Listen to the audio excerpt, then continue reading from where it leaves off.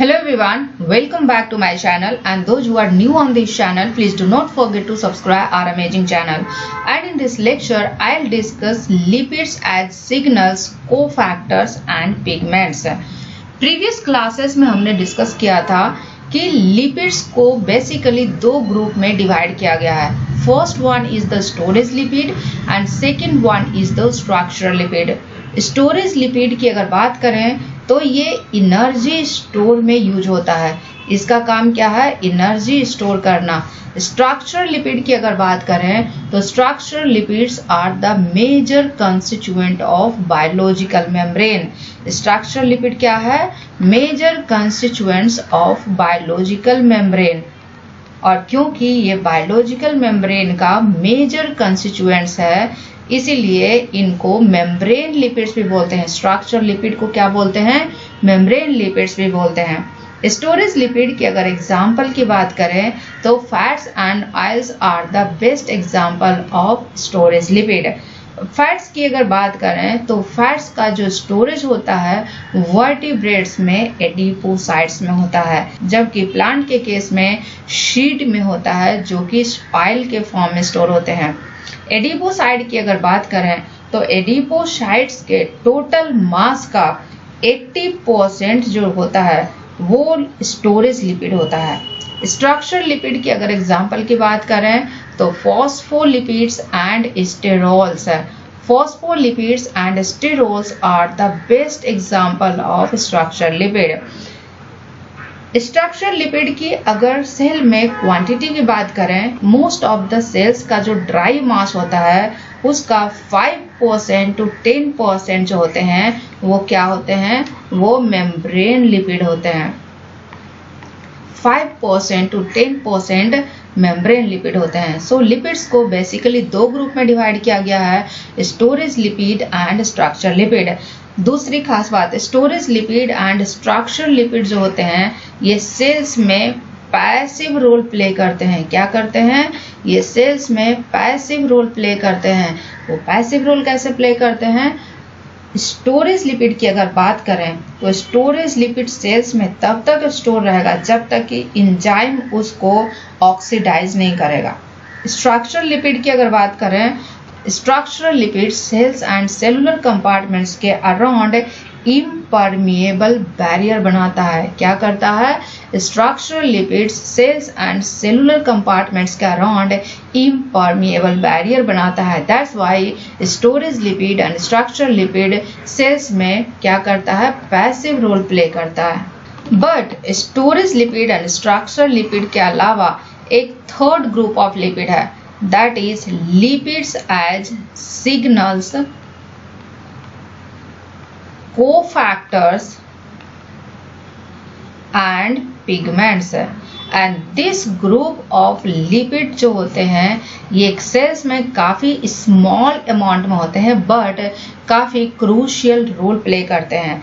और इस group of lipid की खास बात यह है कि ये एक्टिव रोल प्ले करता है.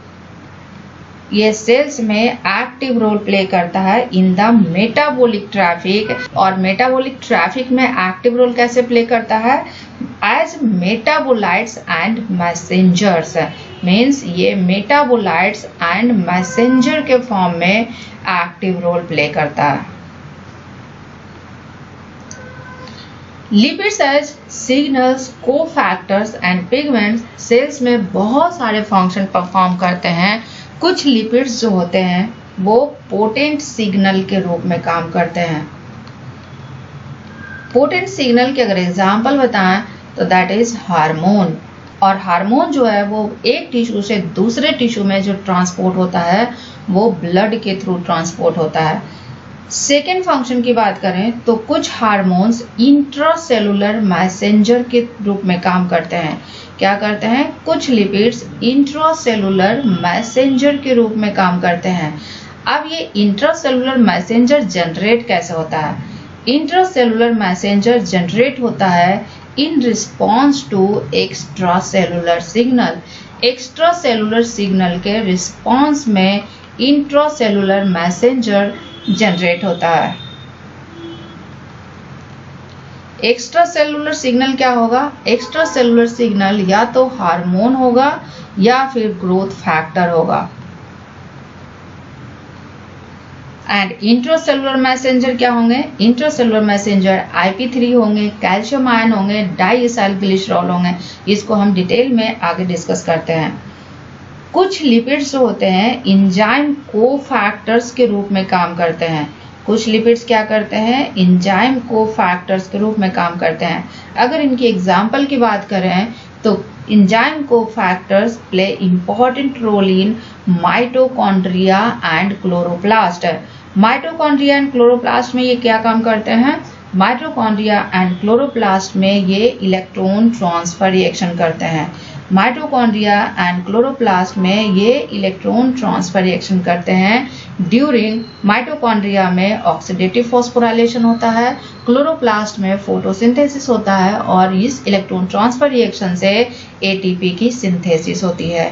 ये क्या करता है? अल्टीमेटली ATP की सिंथेसिस करता है।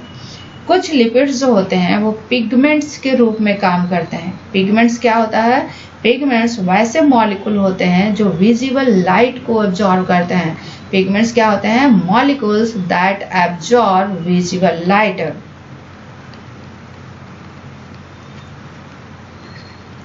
Molecules that absorb visible light. Pigments वैसे मॉलिक्यूल होते हैं जो विजिबल लाइट को एब्जॉर्ब करते हैं। अब ये कहाँ होता है? पिगमेंट्स इंपॉर्टेंट रोल प्ले करता है विजन में, फोटोसिंथेसिस में, और वहां क्या करता है? लाइट कैप्चर करता है। Means light capturing pigments important role play करते हैं विजन में एंड फोटोसिंथेसिस में। कुछ पिगमेंट्स जो होते हैं वो नेचुरल कलरेशन प्रोड्यूस करते हैं। क्या करते हैं? कुछ पिगमेंट्स नेचुरल कलरेशन प्रोवाइड करते हैं। अगर इनके एग्जाम्पल की बात करें तो नेचुरल कलर आपको पंपकिन में दिखने को मिलेगा, कैरेट में दिखने को मिलेगा एंड कैनरी फीदर्स में दिखने को मिलेगा। पंपकिन एंड कैरेट का जो ऑरेंज कलर होता है that is due to pigments. Canary feathers का जो येलो कलर होता है that is due to pigments. कुछ लिपिड्स जो होते हैं वो प्लांट के द्वारा प्रोड्यूस होते हैं and that lipids are volatile lipids. Means plants में कुछ लिपिड्स जो होते हैं वोलाटाइल लिपिड्स होते हैं एंड वोलाटाइल लिपिड्स क्या करता है? ये सिग्नल की तरह काम करता है जब ये एयर के थ्रू पास होता है। अब उस सिग्नल का क्या काम है? ये सिग्नल दो इम्पॉर्टेंट रोल प्ले करता है। ये कम्युनिकेशन में इम्पॉर्टेंट रोल प्ले करता है। मीन्स काफ़ी सारे प्लांट्स को आपस में कम्युनिकेट करवाता है। सेकेंड इम्पॉर्टेंट फंक्शन की अगर बात करें तो ये एनिमल फ्रेंड को इनवाइट करता है। क्या करता है? It invites animal friend and foes को दूर भगाता है and deterred for foes. So these are the function of lipids. First one, it acts as potent signal. For example, hormone जो बॉडी में एक टिश्यू से दूसरे टिश्यू में ट्रांसपोर्ट होता है किसी के थ्रू? ब्लड के थ्रू। कुछ लिपिड्स इंट्रासेलुलर मैसेंजर के रूप में काम करते हैं, जैसे IP3 हुआ, कैल्शियम आयन हुआ, डाइइसाइल ग्लिसरॉल हुआ, और ये इंट्रासेलुलर मैसेंजर सेल्स में जनरेट होते हैं किस के रिस्पांस में? एक्स्ट्रा सेलुलर सिग्नल के रिस्पांस में। एक्स्ट्रा सेलुलर सिग्नल या तो हार्मोन हो सकता है या तो ग्रोथ फैक्टर हो सकता है। कुछ लिपिड्स एंजाइम कोफैक्टर के रूप में काम करते हैं और enzyme cofactor mitochondria and chloroplast में काफी इंपॉर्टेंट रोल प्ले करता है। माइटोकॉन्ड्रिया में ऑक्सीडेटिव फॉस्फोराइलेशन होता है, क्लोरोप्लास्ट में फोटोसिंथेसिस होता है, और इन दोनों प्रोसेस में इलेक्ट्रॉन ट्रांसफर रिएक्शन होता है जो कि एंजाइम कोफैक्टर्स के द्वारा परफॉर्म किया जाता है, और इस इलेक्ट्रॉन ट्रांसफर रिएक्शन से अल्टीमेटली ATP की सिंथेसिस होती है। कुछ लिपिड्स पिगमेंट्स के रूप में काम करते हैं। पिगमेंट्स वैसे मॉलिक्यूल्स होते हैं जो विजिबल लाइट को एब्जॉर्ब करते हैं एंड पिगमेंट्स की अगर फंक्शन की बात करें तो ये विजन में इंपॉर्टेंट रोल प्ले करता है, फोटोसिंथेसिस में इंपॉर्टेंट रोल प्ले करता है। कुछ लिपिड्स नेचुरल कलरेशन करता है, for example orange colour in pumpkin and carrot, yellow colour in canary feathers. कुछ लिपिड्स जो होते हैं वो वोलेटाइल लिपिड्स होते हैं जो कि प्लांट्स के द्वारा प्रोड्यूस होता है। किसके द्वारा प्रोड्यूस होता है? प्लांट्स के द्वारा प्रोड्यूस होता है। और ये वोलेटाइल लिपिड सिग्नल के फॉर्म में सर्व करते हैं, मीन्स ये सिग्नल के रूप में सर्व करते हैं और ये दो इम्पॉर्टेंट फंक्शन परफॉर्म करते हैं। First one is the communication among plants and second one is the it invites animal friend and deter forge. अब इसे डिटेल में स्टडी करते हैं। So first one is the phosphatidyl inositol and sphingosine derivatives acts as intracellular signal. So these are the lipids जो कि intracellular signal के रूप में काम करते हैं एंड इंट्रासेलुलर सिग्नल का बेस्ट एग्जांपल है फॉस्फेटिडाइल इनोसिटॉल एंड स्फिंगोलिपिड्स है। फॉस्फेटिडाइल इनोसिटॉल की अगर बात करें तो फॉस्फेटिडाइल इनोसिटॉल और इसका जो फॉस्फोराइलेटेड डेरिवेटिव होता है ये सेल स्ट्रक्चर एंड मेटाबॉलिज्म को सेवरल लेवल पे रेगुलेट करता है। क्या करता है? फॉस्फेटिडाइल इनोसिटॉल और फॉस्फेटिडाइल इनोसिटॉल का जो फॉस्फोराइलेटेड डेरिवेटिव है ये सेल स्ट्रक्चर एंड मेटाबॉलिज्म को सेवरल लेवल पे रेगुलेट करता है। फॉर एग्जाम्पल फॉस्फेटिडाइल इनोसिटॉल जो कि प्लाज्मा मेम्ब्रेन के साइटोसोलिक फेज पे होता है। अब इस फॉस्फेटिडाइल इनोसिटॉल का फॉस्फोराइलेशन होता है और फॉस्फोराइलेशन के बाद ये क्या बनाता है? फॉस्फेटिडाइल इनोसिटॉल 4,5-बीस फॉस्फेट है। फॉस्फेटिडाइल इनोसिटॉल 4,5-बीस फॉस्फेट भी प्लाज्मा मेम्ब्रेन में ही होता है, बट हार्मोन्स और इस फॉस्फेटिडाइल इनोसिटॉल 4,5-बीस फॉस्फेट का हाइड्रोलिसिस होता है। किसके थ्रू? फॉस्फोलाइपेज सी के थ्रू, जो कि हार्मोन सेंसिटिव एंजाइम है। फॉस्फोलाइपेज सी फॉस्फेटिडाइल इनोसिटॉल 4,5-बीस फॉस्फेट को हाइड्रोलाइज करता है तो दो इम्पॉर्टेंट प्रोडक्ट बनाता है। First one is the inositol 1,4,5 tris phosphate है जिसको IP3 भी बोलते हैं एंड सेकेंड कंपाउंड जो बनता है डाइएसाइल ग्लिसरॉल बनता है। अब ये IP3 क्या करता है? IP3 वाटर सोल्यूबल होता है। IP3 की खास बात यह है कि ये वाटर सॉल्युबल होता है और वाटर सॉल्युबल होने की वजह से ये सेल के साइटोप्लाज्म में आ जाता है और साइटोप्लाज्म में आने की वजह से क्या होगा?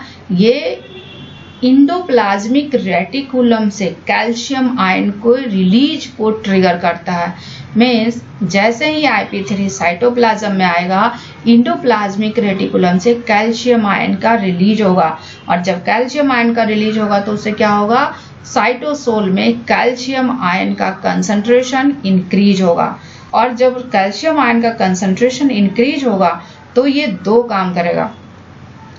जो दूसरा कंपोनेंट बनता है फॉस्फेटिडाइल इनोसिटॉल 4,5-बीस फॉस्फेट के हाइड्रोलिसिस से, दैट इज डाइएसाइल ग्लिसरॉल, और डाइएसाइल ग्लिसरॉल एसोसिएटेड होता है किससे? प्लाज्मा मेम्ब्रेन से। अब जो सेल में कैल्शियम आयन इंक्रीज हुआ है जिसको इंट्रासेलुलर कैल्शियम आयन बोलेंगे, ये intracellular calcium ion diacyl glycerol के साथ मिलके क्या करता है? प्रोटीन काइनेज सी को एक्टिवेट करता है। अब ये प्रोटीन काइनेज सी सेल्स में अदर्स प्रोटीन को फॉस्फोराइलेट करता है और सेल्स के एप्रोप्रिएट रिस्पॉन्स को मेंटेन करता है। दूसरा काम क्या है? इंक्रीज इंट्रासेलुलर कैल्शियम आयन का, ये अदर एंजाइम्स को रेगुलेट करता है बाई कैल्शियम आयन जो कि कैल्शियम आयन मेडिएटेड एंजाइम है। अगर इन कंक्लूजन बोले हैं तो फॉस्फेटिडाइल इनोसिटॉल्स एंड इनके जो फॉस्फोराइलेटेड डेरिवेटिव हैं वो सेल स्ट्रक्चर एंड मेटाबॉलिज्म को रेगुलेट करता है through signalling cascade. Signalling cascade के थ्रू ये सेल स्ट्रक्चर एंड मेटाबॉलिज्म को रेगुलेट करता है डिफरेंट लेवल पे। स्फिंगोसिन डेरिवेटिव की अगर बात करें as a intracellular signal, sphingosine derivatives are sphingolipids. ये क्या होते हैं? स्फिंगोलिपिड्स है और स्फिंगोलिपिड्स की 3 सब क्लासेस होती है। First one is the sphingomyelin, second one is the glycosphingolipid and third one is the ganglioside। और इन तीनों में डिफरेंस सिर्फ और सिर्फ एक पॉइंट ऑफ व्यू से होता है and that is polar head group. Means sphingomyelin glycosphingolipid and gangliosides में सिर्फ एक डिफरेंस होता है and that difference is polar head group. Sphingomyelin में जो पोलर हेड ग्रुप होते हैं या तो फॉस्फोपोलिन होंगे या फिर फॉस्फोइथेनॉलमीन होंगे। ग्लाइकोस्फिंगोलिपिड्स में जो पोलर हेड ग्रुप होते हैं वो शुगर रेजिड्यू होते हैं, या एक शुगर होंगे या दो शुगर होंगे, जबकि गैंग्लियोसाइट्स में जो पोलर हेड ग्रुप होते हैं वो कॉम्प्लेक्स ओलिगोसैकेराइड्स होते हैं। दूसरी खास बात, स्फिंगोलिपिड्स का जो पेरेंट स्ट्रक्चरल कंपाउंड है वो उसको क्या बोलते हैं? स्फिंगोलिपिड्स का जो पेरेंट स्ट्रक्चरल कंपाउंड है that parent structural compound is known as ceramide. Ceramide में क्या होगा? जो पोलर हेड ग्रुप होंगे वो हाइड्रोजन होंगे। So ceramide is the parent structural compound of sphingolipids. अब अगर इंट्रासेलुलर सिग्नलिंग रोल की बात करें स्फिंगोलिपिड का, तो सेरामाइड एंड स्फिंगोमाइलिन और सेरामाइड ये दो ऐसे स्फिंगोसिन डेरिवेटिव हैं जो कि पोटेंट रेगुलेटर है किसका? प्रोटीन काइनेज का।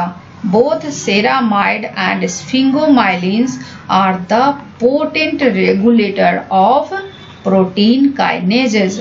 Potent regulator of protein kinases, और ये प्रोटीन काइनेज को रेगुलेट करता है और ये प्रोटीन काइनेज डिफरेंट प्रोटीन्स को रेगुलेट करता है।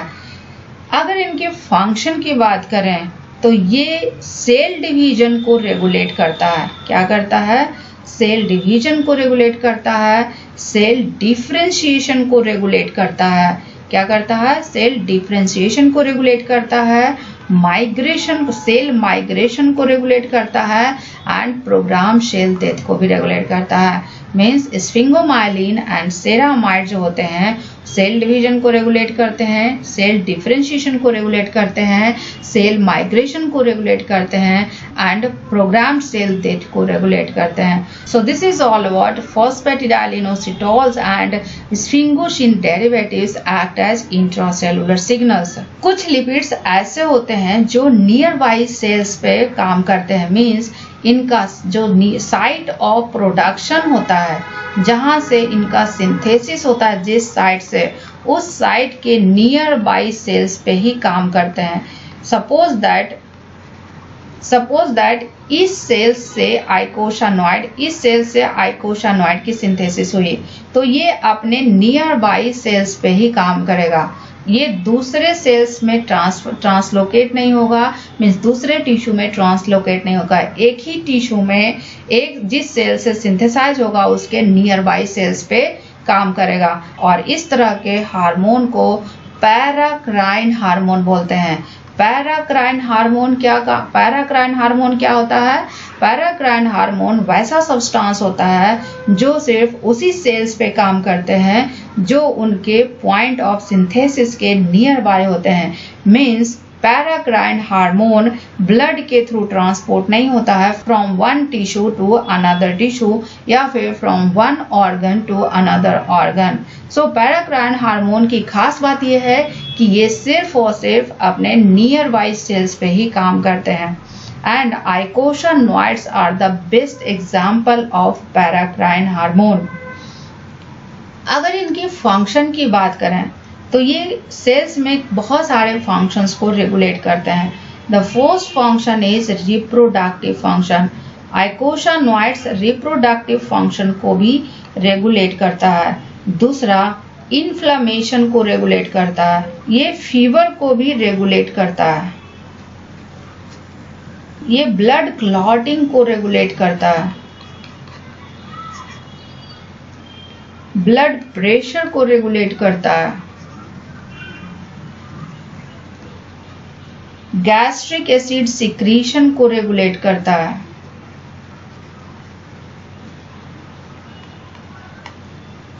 सो आइकोसानॉइड सेल्स में वेरियस इंपॉर्टेंट प्रोसेस को रेगुलेट करता है। For example, reproductive function, inflammation, fever, blood clotting, blood pressure, gastric acid secretion. Eicosanoids की अगर सिंथेसिस की बात करें तो जितने भी आइकोसानोइड्स होते हैं सारे के सारे अराकिडोनिक एसिड से बनते हैं। अराकिडोनिक एसिड की खास बात क्या है, ये पॉली अनसैचुरेटेड फैटी एसिड्स हैं। मीन्स इसमें 2 या 2 से ज़्यादा डबल बॉन्ड होते हैं और अराकिडोनिक एसिड में टोटल 4 डबल बॉन्ड प्रेजेंट होते हैं और इनकी जो पोजीशन होती है दैट इज 5, 8, 11 एंड 14, जो कि नॉर्मल पैटर्न से डिफर करता है। मीन्स अराकिडोनिक एसिड में जो डबल बॉन्ड प्रेजेंट होते हैं वो नॉर्मल पैटर्न से डिफर करता है about the position of double bond. Eicosanoids की 3 क्लासेस हैं। First one is the prostaglandin, second one is thromboxanes and third one is leukotrienes. So prostaglandin, thromboxane and leukotrienes ये तीनों के तीनों अराकिडोनिक एसिड से ही बनते हैं। प्रोस्टाग्लैंडिन की अगर बात करें तो फर्स्ट जो मेजर पॉइंट है अबाउट इट्स स्ट्रक्चर, प्रोस्टाग्लैंडिन की स्ट्रक्चर में जो खास बात है that is 5 carbon ring. Prostaglandin is characterised by 5 carbon ring in its structure and this is the 5 carbon ring. और ये 5 कार्बन रिंग कैसे बनता है, ये अराकिडोनिक एसिड से बनता है जब 8 और 12 कार्बन फ्यूज करता है। 8 और 12 कार्बन एक दूसरे से ज्वाइंट होता है तो प्रोस्टाग्लैंडिन का ये 5 कार्बन रिंग बनता है and this is characteristic feature of prostaglandin. Prostaglandin नाम कैसे पड़ा, प्रोस्टाग्लैंडिन फर्स्ट टाइम आइसोलेट हुआ था किससे, प्रोस्टेट ग्लैंड से। प्रोस्टेट ग्लैंड से क्योंकि ये फर्स्ट टाइम आइसोलेट हुआ था इसीलिए इसे प्रोस्टाग्लैंडिन्स बोलते हैं। और इनको 2 साइंटिस्ट ने आइसोलेट किया था, first one is Samuelsson and second one is Bergstrom. Prostaglandin की 2 ग्रुप होती है, first one is PGE and second one is PGF। PG stands for prostaglandin and E stands for ether soluble। Means PGE जो होता है ether soluble होता है। Second one क्या है PGF, तो again PG stands for prostaglandin and F stands for phosphate and this phosphate is a Swedish word of phosphate। जो हम लोग फॉस्फेट यूज करते हैं वो फॉस्फेट ये है, but this phosphate is the Swedish version of this phosphate. So PGE is ether soluble prostaglandin, PGF is phosphate soluble prostaglandin. और ये दोनों ग्रुप ऑफ जो प्रोस्टाग्लैंडिन होते हैं इनकी भी सब क्लासेस होती है। PGE की बात करें तो PGE1, PGE2 and so on. PGF की अगर बात करें तो PGF1, PGF2 and so on. Prostaglandin की अगर फंक्शन की बात करें ये काफी इंपॉर्टेंट फंक्शन को रेगुलेट करता है। The first function perform by prostaglandin is during menstruation and labour. ये यूटेराइन के स्मूथ मसल के कॉन्ट्रैक्शन को स्टिमुलेट करता है। सो फर्स्ट फंक्शन क्या है, it stimulates contraction of the smooth muscle of the uterus during menstruation and labor।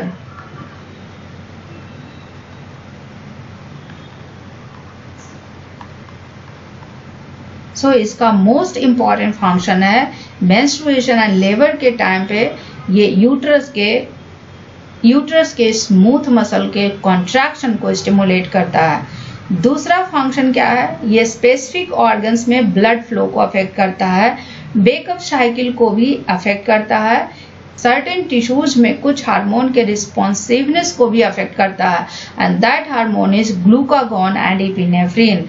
Next function की अगर बात करें तो ये बॉडी टेम्परेचर को एलिवेट करता है, मीन्स ये फीवर प्रोड्यूस करता है एंड इन्फ्लेमेशन एंड पेन को कॉज करता है। So this is all about prostaglandin. Now coming to थ्रोम्बोजेंस।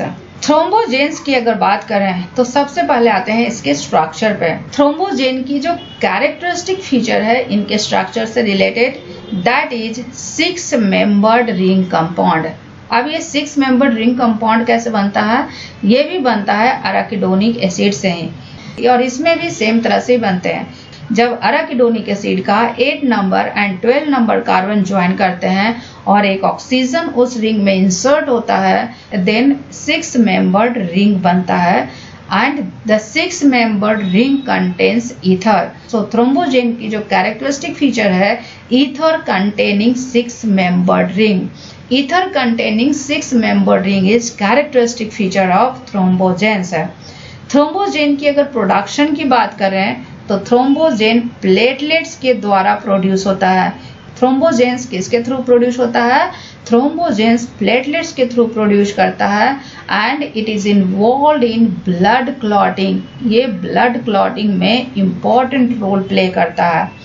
यहाँ पे एक और खास बात है जो प्रोस्टाग्लैंडिन एंड थ्रोम्बोजेन से रिलेटेड है, and that is NSAID। NSAID क्या है? Non steroidal anti inflammatory drug. And non steroidal anti inflammatory drug कौन कौन से होते हैं? Aspirin, ibuprofen, and third one is the meclofenamate.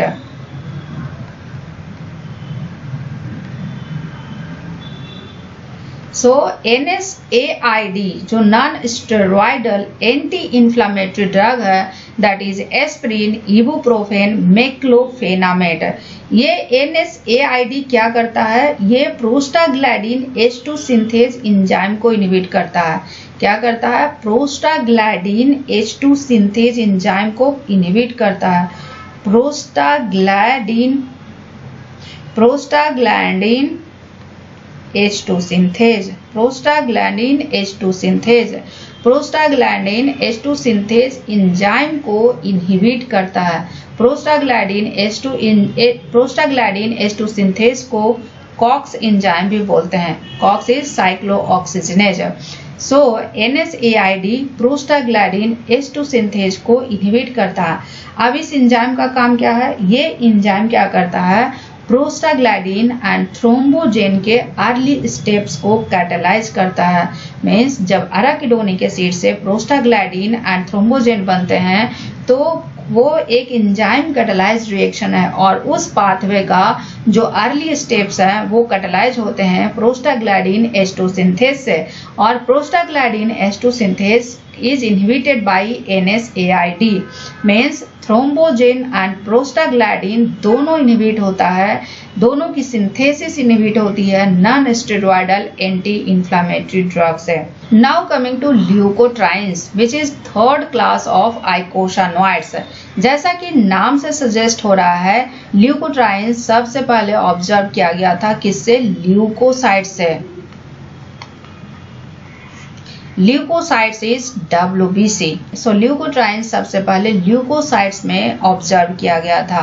Leukotrienes की अगर स्ट्रक्चर की बात करें तो ल्यूकोट्राइन्स की खास बात क्या है? इनमें 3 कंजुगेटेड डबल बॉन्ड होते हैं, जो कि ना ही तो प्रोस्टाग्लैंडिन में होते हैं और ना ही तो थ्रोम्बोजेन में होते हैं। ल्यूकोट्राइन्स ऐसा आइकोसानोइड्स है जिसमें 3 कंजुगेटेड डबल बॉन्ड प्रेजेंट होते हैं। दूसरे, अगर इनके फंक्शन की बात करें तो ये पावरफुल बायोलॉजिकल सिग्नल के रूप में काम करता है। क्या करता है? पावरफुल बायोलॉजिकल सिग्नल्स के रूप में काम करता है। ल्यूकोट्राइन A4, ल्यूकोट्राइन A4 से बनता है क्या? Leukotriene D4, leukotriene A4 leukotriene D4 बनाता है। अब ये ल्यूकोट्राइन D4 क्या करता है? लंग्स का जो एयरवेज की लाइनिंग है उसमें, उस लाइनिंग में स्मूथ मसल्स के कॉन्ट्रैक्शन को स्टिमुलेट करता है। दूसरी खास बात, ल्यूकोट्राइन सिंथेसिस जो है it is one of the target of prednisone. Prednisone क्या है?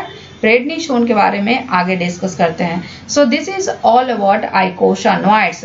आइकोसानोइड्स इज ए पैराक्राइन हार्मोन और आइकोसानोइड्स की सिंथेसिस किससे होती है? अराकिडोनिक एसिड से।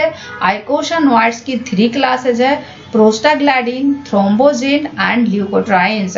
प्रोस्टाग्लैंडिन की कैरेक्टरिस्टिक फीचर क्या है? इसमें 5 कार्बन रिंग होता है जो कि अराकिडोनिक एसिड के 8 number carbon and 12 number carbon को ज्वाइंट करने से बनता है। थ्रोम्बोजिन की जो कैरेक्टरिस्टिक फीचर है that is 6 member ring which is ether containing. And leukotrienes की जो कैरेक्टरिस्टिक फीचर है that is 3 conjugated double bond. Function की बात करें तो प्रोस्टाग्लैंडिन मेंस्ट्रुएशन एंड लेबर के टाइम में यूट्रस के स्मूथ मसल के कॉन्ट्रैक्शन को स्टिमुलेट करता है। थ्रोम्बोजिन की अगर फंक्शन की बात करें तो ये ब्लड क्लॉटिंग को प्रमोट करता है। ल्यूकोट्राइन्स की अगर फंक्शन की बात करें तो ये बायोलॉजिकल सिग्नल, ये it is a powerful biological signal और ये लंग्स के एयरवेज की लाइनिंग के स्मूथ मसल को के कॉन्ट्रैक्शन को स्टिमुलेट करता है। So this is all about eicosanoids. Now coming to steroids hormone. Steroids hormone भी मैसेज कैरी करता है between tissues. Steroid hormone, steroids की अगर बात करें, स्टेरॉइड्स क्या होता है? Steroids are the derivative of sterol. Steroid क्या है? Derivative of sterol. और स्टेरोल की खास बात है स्टेरॉइड न्यूक्लियस। स्टेरॉइड न्यूक्लियस क्या है? स्टेरॉइड न्यूक्लियस क्या है? Steroid nucleus is rigid system of 4 fused ring. 4 fused ring में से जो 3 रिंग है वो 6 कार्बन रिंग है और 1 रिंग जो है वो 5 कार्बन रिंग है और एक रिंग के ए रिंग के 3rd कार्बन से OH ग्रुप जो कि पोलर हेड है वो अटैच है और डी रिंग के 17 नंबर कार्बन से अल्काइल साइड चेन अटैच होता है। स्टेरॉइड्स की अगर बात करें तो ये स्टेरोल का डेरिवेटिव होता है। अब इसमें डिफरेंस क्या होता है? डिफरेंस ये होता है कि इसमें ये 4 फ्यूज्ड रिंग तो होगा बट कोलेस्टेरॉल में के डी रिंग से जो एल्काइल साइड चेन होता है ये एब्सेंट होगा। मीन्स स्टेरॉइड हार्मोन में सिर्फ और सिर्फ ये स्टेरॉइड न्यूक्लियस होंगे, ये एल्काइल साइड चेन एब्सेंट होंगे जो कि कोलेस्टेरॉल में प्रेजेंट होता है। स्टेरॉइड हार्मोन जो होता है वो ब्लड के थ्रू ट्रांसपोर्ट होता है from one tissue to another tissue. But problem यहाँ पे ये है कि जो स्टेरॉइड हार्मोन है वो हाइड्रोफोबिक होता है। तो ब्लड के थ्रू ट्रांसपोर्ट कैसे होता है? ब्लड के थ्रू वो ट्रांसपोर्ट होता है कैरियर, प्रोटीन कैरियर से। प्रोटीन कैरियर के थ्रू वो प्रोटीन कैरियर के थ्रू ट्रांसपोर्ट होता है और जब वो सेल्स में जाते हैं, दिस इज द सेल, जब वो टारगेट सेल में जाते हैं तो मेम्ब्रेन को क्रॉस करते हैं, देन न्यूक्लियर मेम्ब्रेन को क्रॉस करते हैं और न्यूक्लियस में एक स्पेसिफिक प्रोटीन रिसेप्टर होता है और उस स्पेसिफिक प्रोटीन रिसेप्टर से ये बाइंड करते हैं और जीन एक्सप्रेशन को रेगुलेट करते हैं। मीन्स अल्टीमेटली सेल्स के मेटाबॉलिज्म को रेगुलेट करते हैं। दूसरी खास बात, स्टेरॉइड हार्मोन की जो एफिनिटी होती है रिसेप्टर से वो काफ़ी ज़्यादा होती है और ज़्यादा एफिनिटी होने की वजह से अगर स्टेरॉइड हार्मोन का कंसंट्रेशन कम भी है, काफ़ी कम भी है, तो वो टारगेट टिश्यू पे सफिशिएंट रिस्पॉन्स प्रोड्यूस करेगा। स्टेरॉइड हार्मोन की ग्रुप की बात करें तो स्टेरॉइड हार्मोन बेसिकली 2 ग्रुप्स का होता है। स्टेरॉइड हार्मोन की बेसिकली 2 ग्रुप्स होती है। First group is the male and female sex hormone and second one is the hormone produced by adrenal cortex. First group क्या है? Male and female sex hormone. First group is male and female sex hormone and second group is hormone produced by adrenal cortex.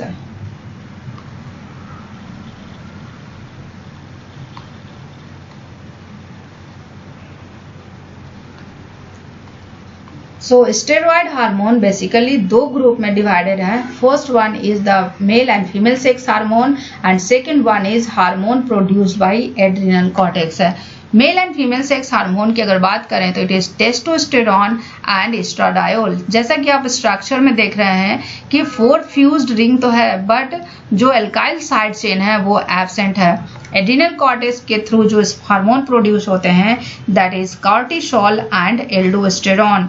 Cortisol क्या करता है? Cortisol का function क्या है? ये glucose metabolism को रेगुलेट करता है. कॉर्टिसोल क्या करता है? ग्लूकोज मेटाबॉलिज्म को रेगुलेट करता है. जबकि एल्डोस्टेरॉन की अगर बात करें तो ये सॉल्ट एक्सक्रीशन को रेगुलेट करता है.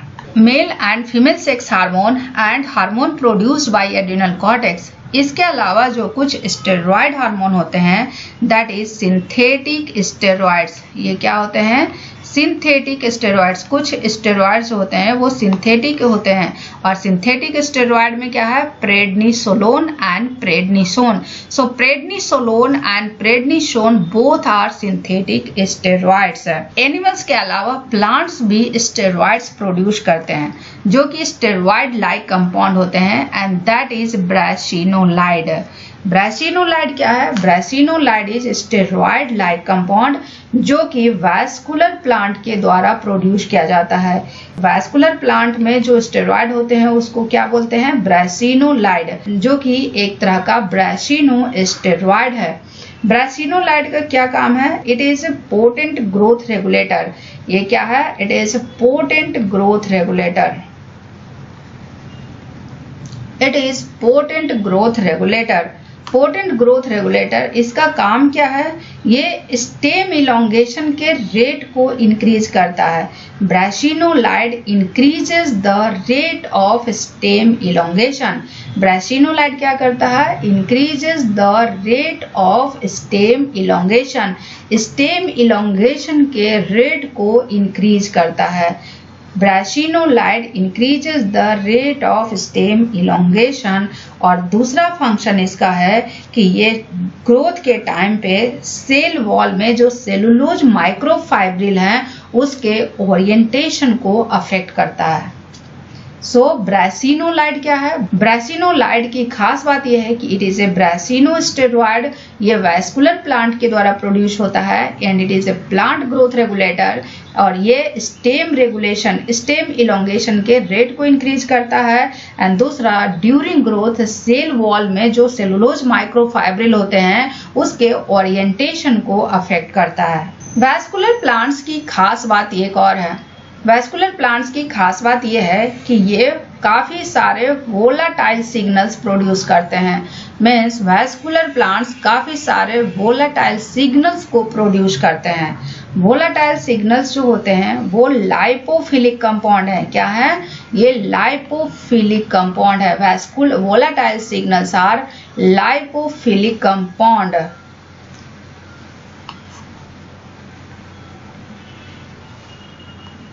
और वोलाटाइल सिग्नल का फंक्शन क्या है? फर्स्ट सिग्नल्स ये पॉलिनेटर को अट्रैक्ट करता है. Attract pollinator. जितने भी वोलाटाइल सिग्नल्स होते हैं वो पॉलिनेटर के अट्रैक्ट करने में इन्वॉल्व होते हैं. दूसरा, हर्बीवोर्स को रिपेल करता है. मीन्स वैसा ऑर्गेनिज्म जो प्लांट्स को खा जाए उसको रिपेल करता है. Repel herbivores. And third one is attract animal friend. Animal friend को अट्रैक्ट करता है. And third one is plant को कम्युनिकेट करता है. प्लांट एक दूसरे से कम्युनिकेट करता है because of volatile signals. Volatile signals की अगर एग्जाम्पल की बात करें तो फर्स्ट वन इज द जैस्मोनेट. जैस्मोनेट एक ऐसा वोलाटाइल सिग्नल है जो कि प्लांट के द्वारा प्रोड्यूस होता है. इनकी अगर सिंथेसिस की बात करें तो ये फैटी एसिड से सिंथेसिस होता है. इनकी सिंथेसिस फैटी एसिड से होती है. और कौन से फैटी एसिड से होती है? 18 कार्बन फैटी एसिड जो कि पॉली अनसैचुरेटेड फैटी एसिड्स हैं. इनकी जो पोजीशन होगी 9, 12, 15p होगी. सो वैसा फैटी एसिड्स जो 18 कार्बन का पॉली अनसैचुरेटेड फैटी एसिड्स है.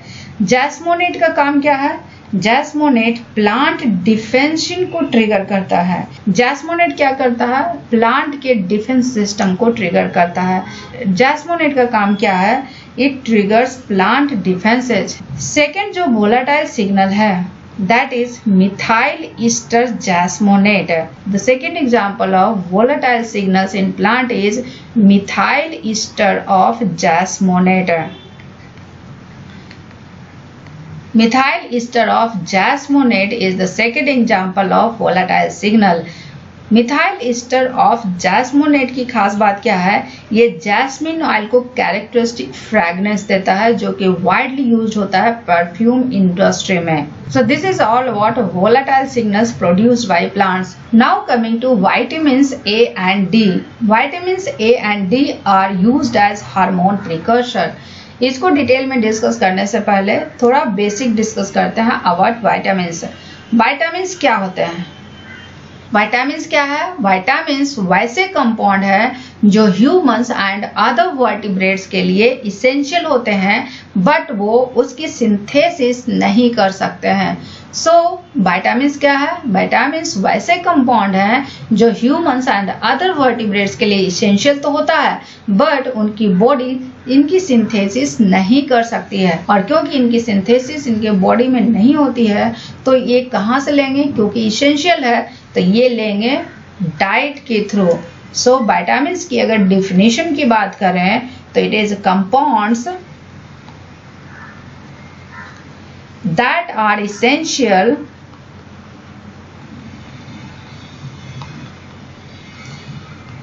to the health of human and other vertebrates.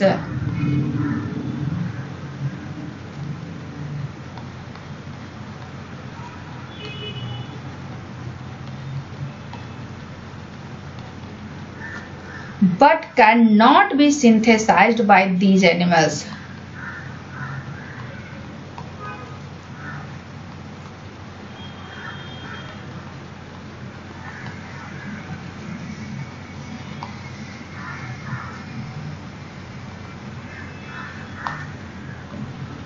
So vitamins क्या है? विटामिन्स वैसे कंपाउंड है जो ह्यूमन एंड अदर वर्टिब्रेट्स के हेल्थ के लिए इसेंशियल तो है बट इनकी बॉडी विटामिन्स की सिंथेसिस नहीं करती है। सो अगर ये इसेंशियल है और इनकी बॉडी में सिंथेसिस नहीं होती है तो ये कहाँ से लेंगे? ये ऑब्टेन करेंगे डाइट के थ्रू। ये डाइट से ऑब्टेन करेंगे। विटामिन्स की अगर क्लास की बात करें तो विटामिन्स के दो क्लास होते हैं।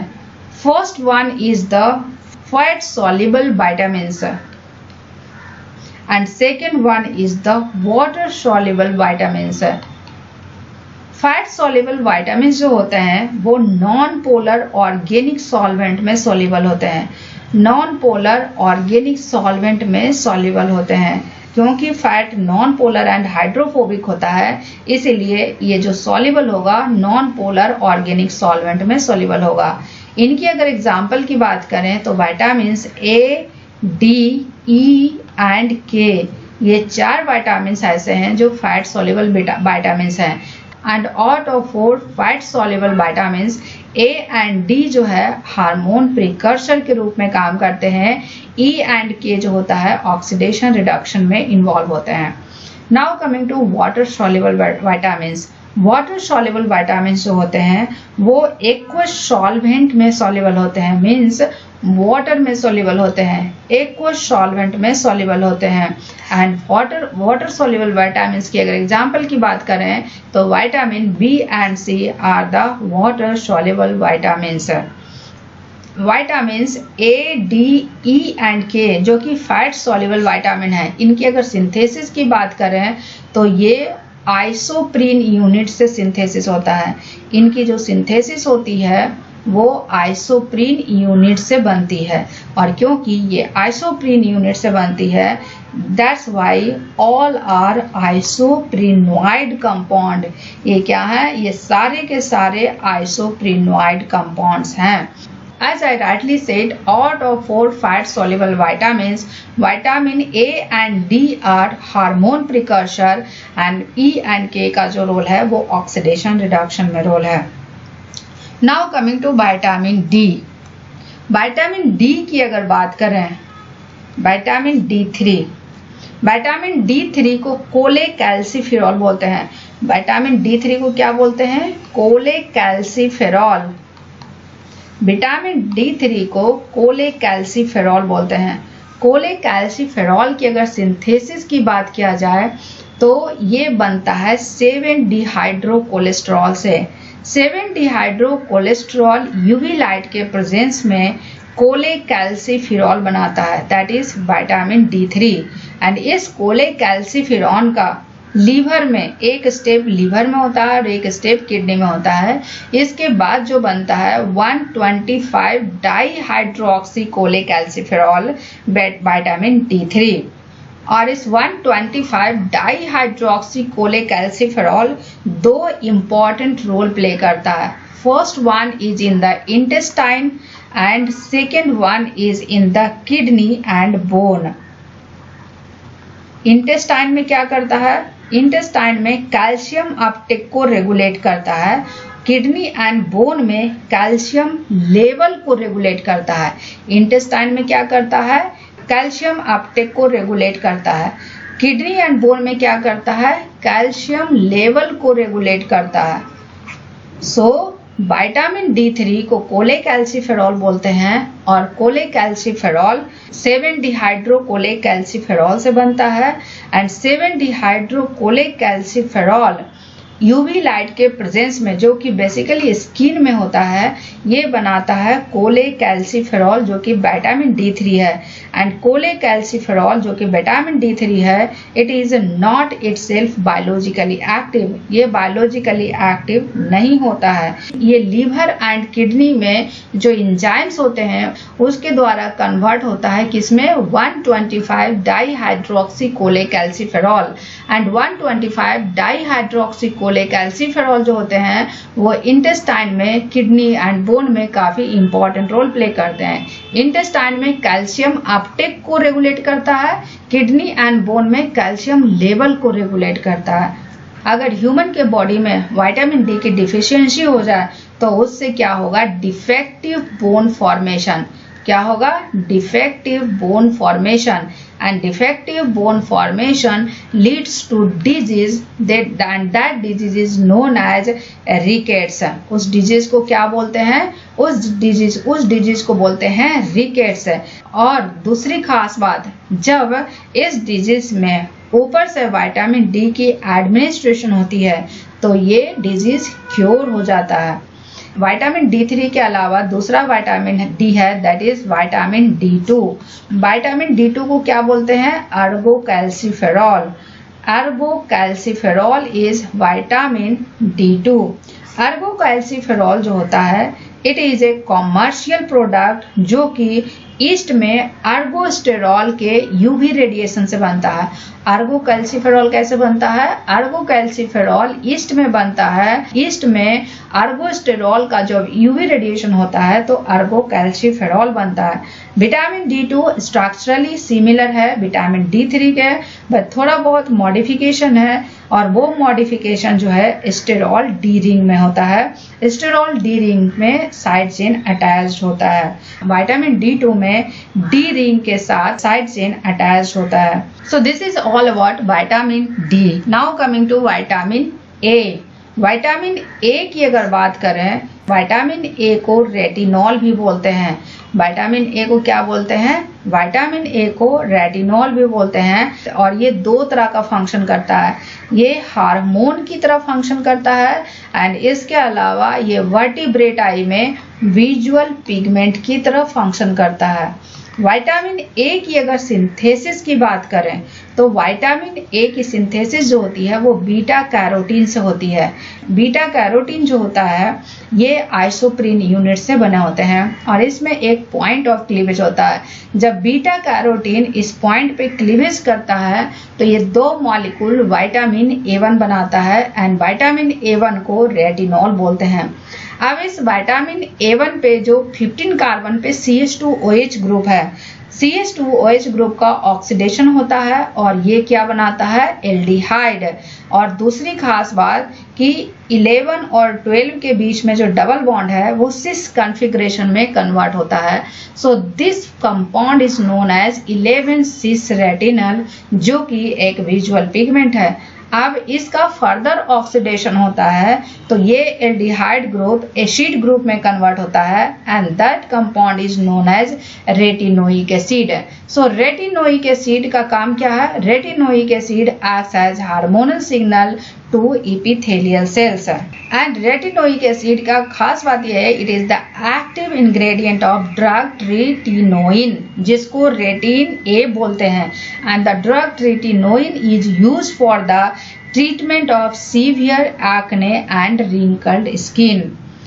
दूसरी खास बात, ये जो 11 सिस रेटिनल है, ये विजिबल लाइट के प्रेजेंस में ये जो 11-12 के बीच में सिस कॉन्फ़िगरेशन है ये ट्रांस में कन्वर्ट हो जाता है and then this compound is all trans retinal. जब ये 11 सिस रेटिनल एक प्रोटीन से कंबाइंड होता है और उस प्रोटीन को क्या बोलते हैं, ऑप्सिन।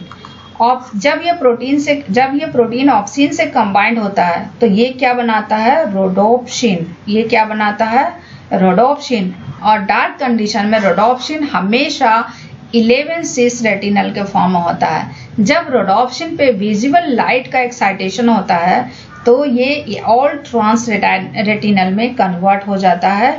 और जब ऑल ट्रांस रेटिनल में चेंज होता है तो वर्टिब्रेट का जो रेटिना का रॉड सेल्स होता है ये इलेक्ट्रिकल सिग्नल भेजता है किसको, ब्रेन को। That is the basis for the visual transduction. क्या है, it is the basis for visual transduction. अगर इसको समराइज करें तो 11 सिस रेटिनल ऑप्सिन प्रोटीन से कंबाइंड होता है, वो रोडोप्सिन बनाता है। रोडोप्सिन डार्क कंडीशन में, डार्क में सारे के सारे 11 सिस रेटिनल में होता है। जैसे ही रोडोप्सिन पे विजिबल लाइट का एक्साइटमेंट होता है ये ऑल ट्रांस रेटिनल में कन्वर्ट होता है। और जैसे ही ऑल ट्रांस रेटिनल में कन्वर्ट होते हैं रोडोप्सिन के शेप में ट्रांसफॉर्मेशन होता है। और जैसे ही रोडोप्सिन के शेप में ट्रांसफॉर्मेशन होता है, रोडोप्सिन के शेप चेंज होता है, वर्टिब्रेट आई के रॉड सेल्स में ट्रांसफॉर्मेशन होता है और वो इलेक्ट्रिकल सिग्नल ब्रेन को भेजता है and that is the basis of visual transduction.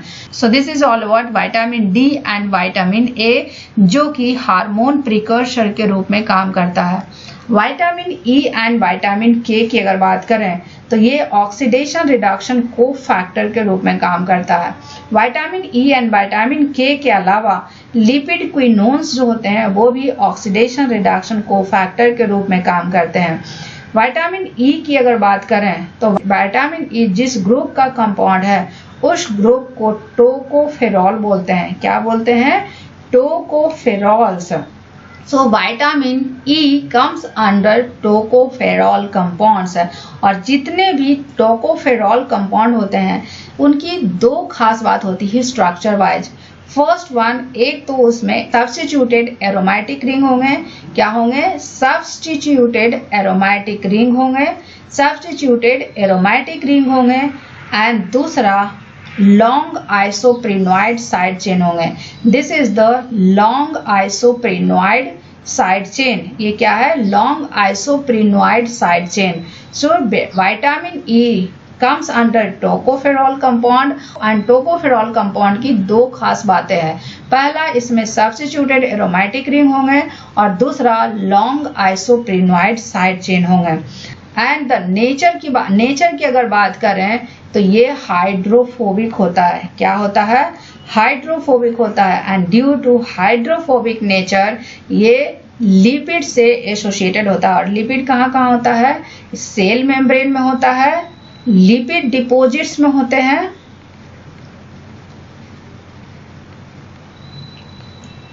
And blood में लाइपोप्रोटीन्स में होते हैं। लाइपोप्रोटीन कैरियर की तरह काम करता है जो ब्लड में फैटी एसिड्स को ट्रांसपोर्ट करता है from one tissue to another tissue. So vitamin E जो होते हैं वो हाइड्रोफोबिक होते हैं और ये सेल मेम्ब्रेन के साथ एसोसिएटेड होते हैं, लिपिड डिपोजिट्स के साथ एसोसिएटेड होते हैं एंड ब्लड में लाइपोप्रोटीन के साथ एसोसिएटेड होते हैं। अगर इनकी फंक्शन की बात करें तो विटामिन ई जो है वो बायोलॉजिकल एंटीऑक्सीडेंट के रूप में काम करता है। क्या करता है? बायोलॉजिकल एंटीऑक्सीडेंट के रूप में काम करता है। बायोलॉजिकल एंटीऑक्सीडेंट के रूप में कैसे काम करेगा? सेल्स में डिफरेंट टाइप्स ऑफ मेटाबॉलिज्म होते हैं और उस मेटाबॉलिज्म के दौरान ऑक्सीजन रेडिकल बनता है और अदर फ्री रेडिकल्स बनते हैं जो कि सेल्स के बायोमॉलिक्यूल्स को डैमेज करेगा। एंड बायोमॉलिक्यूल्स में क्या आते हैं? फैटी एसिड्स भी आते हैं और मेम्ब्रेन में फैटी एसिड्स होते हैं। मेम्ब्रेन में unsaturated fatty acids and saturated fatty acids दोनों होते हैं। सो विटामिन ई इनको कैसे रिमूव करता है? विटामिन ई का जो सब्स्टिट्यूटेड एरोमेटिक रिंग है ये इनके साथ रिएक्ट करता है और इनको डिस्ट्रॉय करता है। मीन्स विटामिन ई का जो सब्स्टिट्यूटेड एरोमेटिक रिंग है वो oxygen radicals and free radicals जो सेल्स में जनरेट होते हैं उनसे रिएक्ट करके उनको डिस्ट्रॉय करता है। और जब ये डिस्ट्रॉय होगा तो क्या होगा? ये सेल्स को प्रोटेक्ट करेगा। जो मेम्ब्रेन में अनसैचुरेटेड फैटी एसिड्स हैं उनके ऑक्सीडेशन को प्रोटेक्ट करता है और मेम्ब्रेन लिपिड के ऑक्सीडेटिव डैमेज से बचाता है। So in this way vitamin E acts as biological antioxidant. Tocopherol की अगर लोकेशन की बात करें तो ये एग में प्रेजेंट होता है, वेजिटेबल ऑयल्स में प्रेजेंट होता है and specially abundant in wheat germ. Wheat germ में काफ़ी ज़्यादा होता है। सो टोकोफेरॉल्स एग में प्रेजेंट होते हैं, वेजिटेबल ऑयल्स में प्रेजेंट होते हैं एंड व्हीट जर्म में काफ़ी अबंडेंट होते हैं। दूसरी खास बात, लेबोरेटरी एनिमल्स की अगर बात करें तो लेबोरेटरी एनिमल्स को वैसा डाइट अगर प्रोवाइड करें जिसमें विटामिन ए की डिफिशियंसी है तो उससे क्या होगा? स्केली स्किन डेवलप करेगा, मस्कुलर वीकनेस डेवलप करेगा एंड स्टेरिलिटी डेवलप करेगा। ह्यूमंस में अगर विटामिन ई की डिफिशियंसी की बात करें तो ह्यूमंस में विटामिन ई की डिफिशियंसी काफ़ी रेयर होता है, लेकिन अगर होता है तो उसका जो प्रिंसिपल सिम्टम है that is fragile erythrocytes. So this is all about vitamin E. Now coming to vitamin K. Vitamin K की अगर बात करें तो इनमें भी एरोमेटिक रिंग होते हैं। अब ये जो एरोमेटिक रिंग है काफ़ी इंपॉर्टेंट रोल प्ले करता है। विटामिन के क्या करता है? एक्टिव प्रोथ्रोम्बिन बनाता है। अब विटामिन के से एक्टिव प्रोथ्रोम्बिन कैसे बनेगा? विटामिन के एक्टिव प्रोथ्रोम्बिन बनाता है। विटामिन के से एक्टिव प्रोथ्रोम्बिन कैसे बनेगा? जब इस एरोमेटिक रिंग का एक ऑक्सीडेशन एंड एक रिडक्शन होगा, मीन्स ऑक्सीडेशन रिडक्शन का एक साइकिल होगा, देन दिस विटामिन के फॉर्म्स एक्टिव प्रोथ्रोम्बिन। प्रोथ्रोम्बिन क्या है? प्रोथ्रोम्बिन एक प्रोटियोलाइटिक एंजाइम है। प्रोथ्रोम्बिन क्या है? प्रोथ्रोम्बिन एक प्रोटियोलाइटिक एंजाइम है। अब इस प्रोथ्रोम्बिन का काम क्या है? ब्लड में एक प्रोटीन होता है and that protein is known as fibrinogen. अब इस फाइब्रिनोजेन पे प्रोथ्रोम्बिन क्या करेगा? एक्टिव प्रोथ्रोम्बिन फाइब्रिनोजेन में जो पेप्टाइड बॉन्ड होते हैं उस पेप्टाइड बॉन्ड को क्लीव करता है। क्या करता है? एक्टिव प्रोथ्रोम्बिन क्योंकि प्रोटियोलाइटिक एंजाइम है मतलब कि पेप्टाइड बॉन्ड को क्लीव करेगा। सो फाइब्रिनोजेन में पेप्टाइड बॉन्ड को क्लीव करता है और जब पेप्टाइड बॉन्ड क्लीव होता है तो ये फाइब्रिनोजेन फाइब्रिन में कन्वर्ट होता है। एंड फाइब्रिन क्या है? Fibrin is insoluble fibrous protein. Fibrin क्या है? Insoluble fibrous protein. इनसॉल्युबल, और क्योंकि ये इनसॉल्युबल फाइब्रस प्रोटीन है इसीलिए ये ब्लड क्लॉट को होल्ड करके रखता है। सो विटामिन के का फंक्शन क्या है? विटामिन के का फंक्शन है ब्लड क्लॉटिंग। विटामिन के का फंक्शन क्या है? Blood clotting. Vitamin K is involve in blood clotting process. So अगर बॉडी में विटामिन के की डिफिशियंसी हो जाएगी तो ये ब्लड क्लॉटिंग के प्रोसेस को स्लो कर देता है और सीवियर डिफिशियंसी होगी तो ये फेटल भी हो सकता है। Now coming to warfarin. Warfarin is a blood anticoagulant. Warfarin की अगर बात करें तो वारफेरिन एक सिंथेटिक कंपाउंड है। क्या है?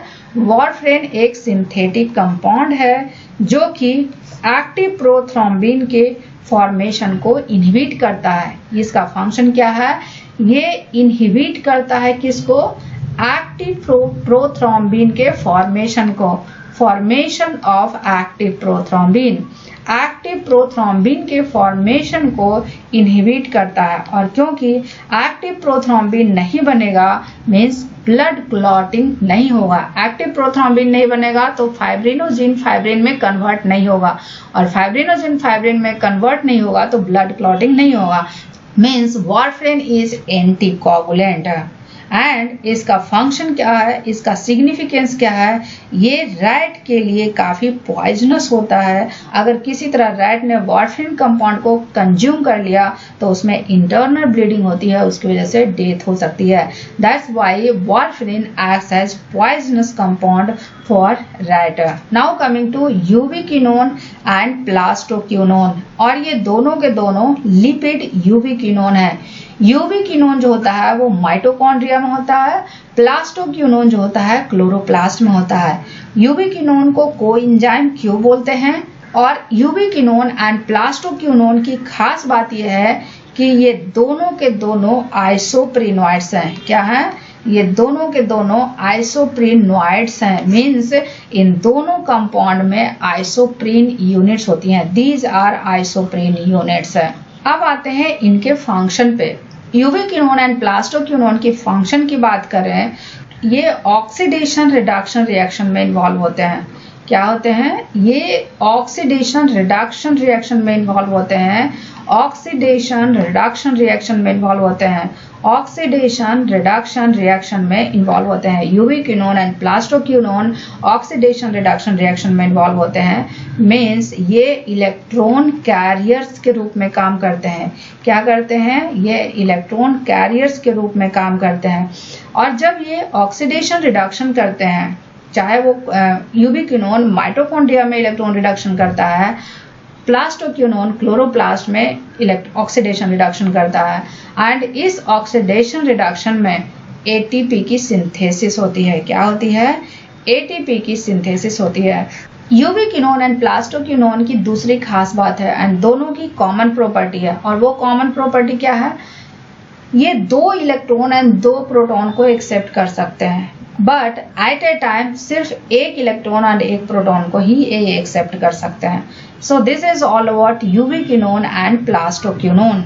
डोलिकोल क्या है? डोलिकोल एक शुगर कैरियर है जो शुगर को कैरी करता है और शुगर मॉडी को ट्रांसफर करता है इन द प्रोटीन और लिपिड्स है, और वो क्या बनाता है? ग्लाइकोलिपिड्स एंड ग्लाइकोप्रोटीन्स है। सो बैक्टीरियल सेल वॉल में जब कॉम्प्लेक्स ओलिगोसैकेराइड की असेंबली होती है उस टाइम में, या फिर यूकैरियोट्स के केस में जब ग्लाइकोप्रोटीन या ग्लाइकोलिपिड की सिंथेसिस होती है, तो उस टाइम में शुगर यूनिट को ऐड करना होता है। डोलिकोल्स क्या है? Dolichols are sugar carrier. Means ये शुगर को कैरी करता है और दूसरे कंपाउंड पे अटैच करता है। For example bacterial cell wall की अगर बात करें तो बैक्टीरियल सेल वॉल में क्या होता है? कॉम्प्लेक्स कार्बोहाइड्रेट की असेंबली होती है। क्या होती है? असेंबली होती है। Assembly of complex carbohydrate. Bacterial cell में कॉम्प्लेक्स कार्बोहाइड्रेट की असेंबली होती है, एंड यूकैरियोट्स के केस में ग्लाइकोप्रोटीन एंड ग्लाइकोलिपिड की सिंथेसिस होती है। क्या होती है? ग्लाइकोप्रोटीन एंड ग्लाइकोलिपिड की सिंथेसिस होती है। ग्लाइकोप्रोटीन एंड ग्लाइकोलिपिड क्या होता है?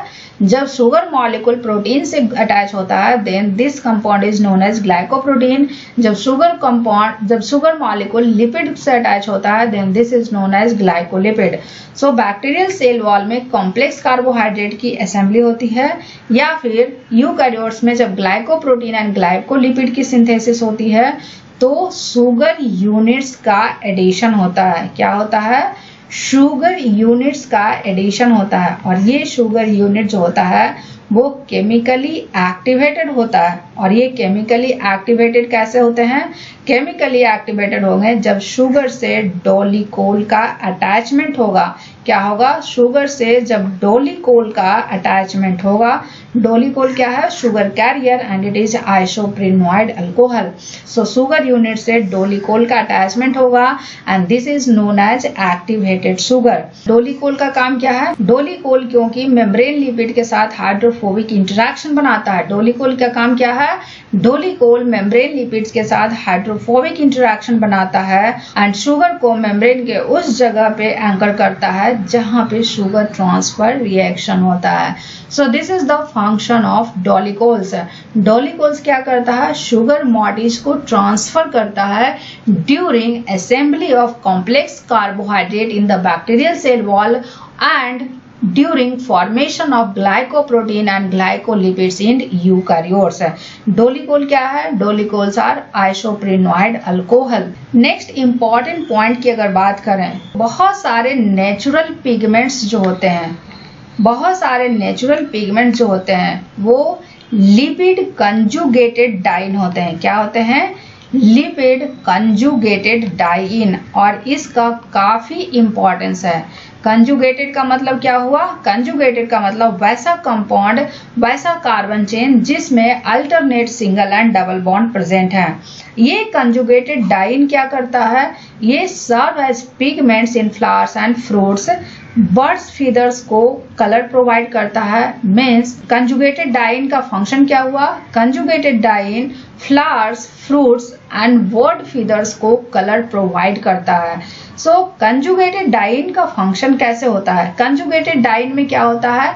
Alternate single and double bond होते हैं। क्या होते हैं? Alternate single and double bond होते हैं। अब इस alternate single and double bond की वजह से क्या होगा? इलेक्ट्रॉन का डीलोकलाइजेशन होगा। क्या होगा? Alternate single and double bond में इलेक्ट्रॉन डीलोकलाइज होंगे और जब ये लो एनर्जी इलेक्ट्रोमैग्नेटिक रेडिएशन जिसको विजिबल लाइट बोलते हैं, मीन्स जब ये विजिबल लाइट के थ्रू एक्साइटेड होगा तो ये कलर प्रोवाइड करेगा to the humans and other animals. For example अगर कैरोटीन की बात करें, कैरोटीन में भी कंजुगेटेड डाइन होते हैं और ये येलो ऑरेंज कलर प्रोवाइड करते हैं। क्या करते हैं? ये कैरोटीन में येलो ऑरेंज कलर प्रोवाइड करते हैं। बर्ड्स फीदर की अगर बात करें तो बर्ड्स फीदर का कलर कैसे डेवलप होता है ये डिस्कस करते हैं। बर्ड्स क्या करता है? कैरोटीनॉइड पिगमेंट्स को कंज्यूम करता है। वैसे प्लांट मटेरियल को कंज्यूम करता है जिसमें कैरोटीनॉइड पिगमेंट्स होते हैं। अब वो कैरोटीनॉइड पिगमेंट्स कौन कौन से होते हैं? वो कैरोटीनॉइड पिगमेंट्स दो तरह के होते हैं। First one is canthaxanthin and second one is zeaxanthin. First one क्या है? Canthaxanthin and second one is zeaxanthin. Canthaxanthin and zeaxanthin वैसे कैरोटीनॉइड पिगमेंट्स हैं जिनको बर्ड कंज्यूम करते हैं in the form of plant material. अब इस कैंथाजैंथीन एंड जियाजैंथीन की वजह से ही बर्ड्स फीदर के कलर को प्रोवाइड करता है। बट यहाँ पे ट्विस्ट ये है कि मेल एंड फीमेल में डिफरेंस होता है। मेल एंड फीमेल बर्ड्स के फीदर में डिफरेंस होता है। वो डिफरेंस क्यों होता है? बर्ड्स चाहे मेल हो चाहे फीमेल हो, ये दोनों प्लांट मटेरियल कंज्यूम करते हैं जिसमें कैरोटीनॉइड पिगमेंट्स होते हैं। बट जो डिफरेंस होता है वो इंटेस्टाइनल अपटेक में होता है और कैरोटीनॉइड की प्रोसेसिंग में होता है। So differences in the intestinal uptake and carotenoids की प्रोसेसिंग में जो डिफरेंस होता है उसकी वजह से मेल एंड फीमेल के फीदर में कलर की डिफरेंसेस होती है। So this is all about lipids as a cofactors, signals and pigments. And in my next lecture, I'll discuss about the biological membranes and transport. And in this lecture, I'll cover three important topics. First one is the composition and architecture of membrane. Second one is the membrane dynamics. And third one is the solid transport across membrane. So first I'll cover composition and architecture of membrane. After that, I'll come to the membrane dynamics, and finally I'll cover solid transport across membrane. So if you find this video informative, please do like, share and subscribe, and stay tuned for the next lecture, which is amazing for your CSIR exam.